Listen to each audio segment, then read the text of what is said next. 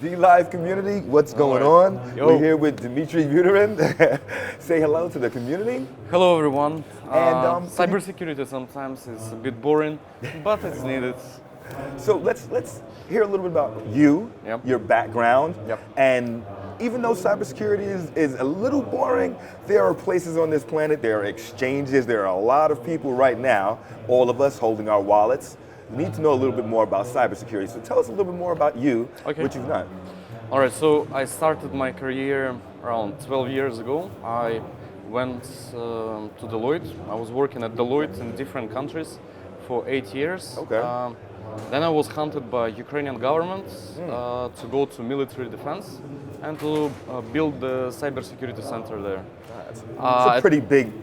That's a pretty big medal you got on your shoulder right there. It's okay. Not too bad, not too bad. And at some point of time, with the team, we just tired a lot from the bureaucracy and sometimes corruption, and we just created the idea and started the own blockchain security company called Hacken. What's it called? Hacken. Hacken.io. That's right. Okay, so click on the Hacken.io if you need any more information there about what we're talking about today. So tell me, what are the main threats right now that you're seeing in 2019 in two areas? In personal wallets, right? And with the exchanges. All right, thanks.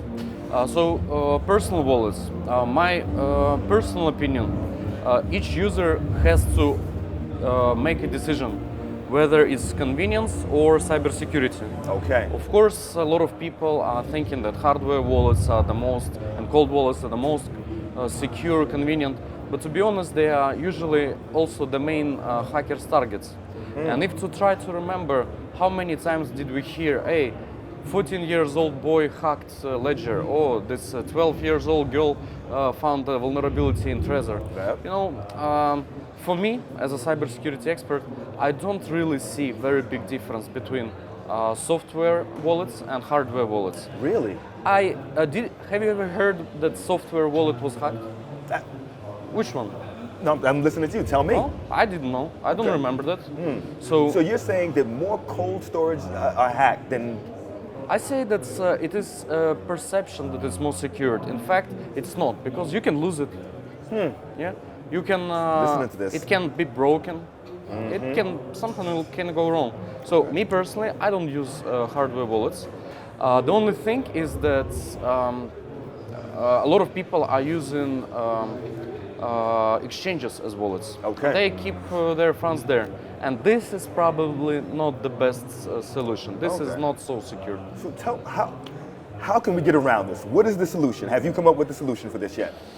I would recommend to use software wallets and just to make a proper backups of all the seed phrase and private keys. Okay. I don't want to recommend any wallet, but I think this is the best one. Okay. But of course, if you want to trade, if you like to trade, just keep some, like maybe 20% portion or 10% at the exchange. So basically, you are building your own cold and hot wallets ecosystem for crypto tailored trading. to you. Yeah, tailored to you. Okay. So now we've talked a lot about exchanges. As I understand it, you're putting a marketplace rating the exchanges now. Can you tell me a little bit more about what that's called and the whole process behind it? Thank you.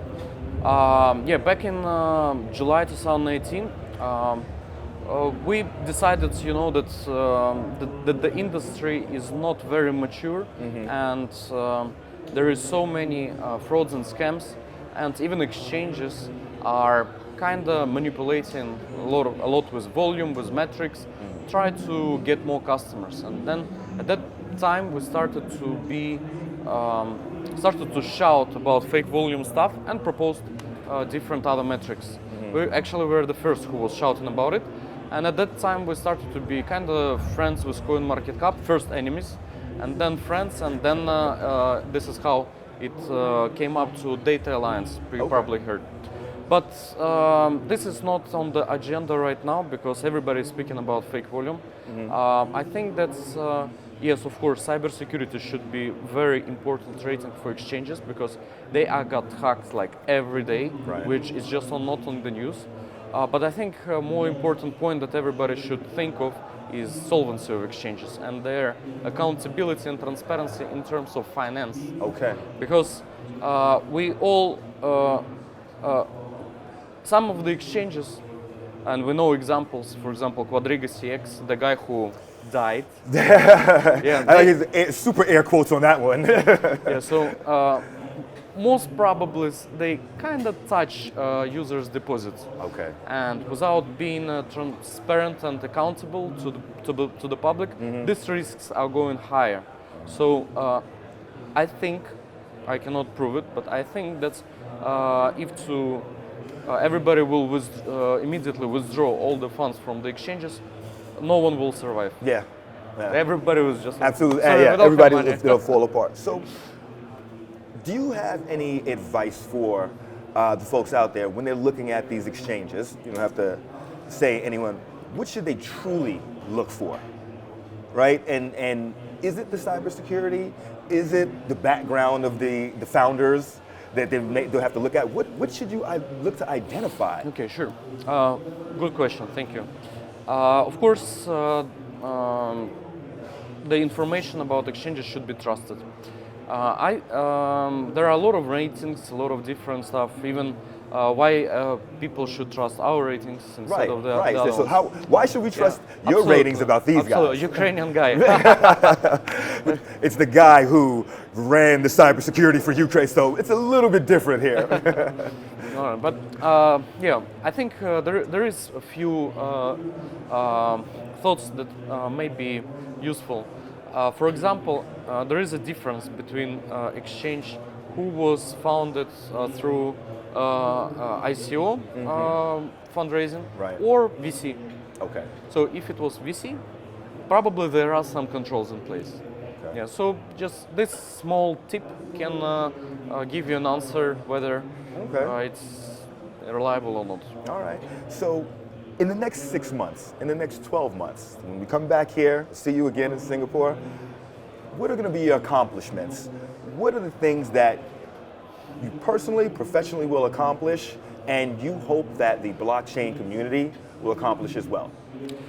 Another amazing question, thank you.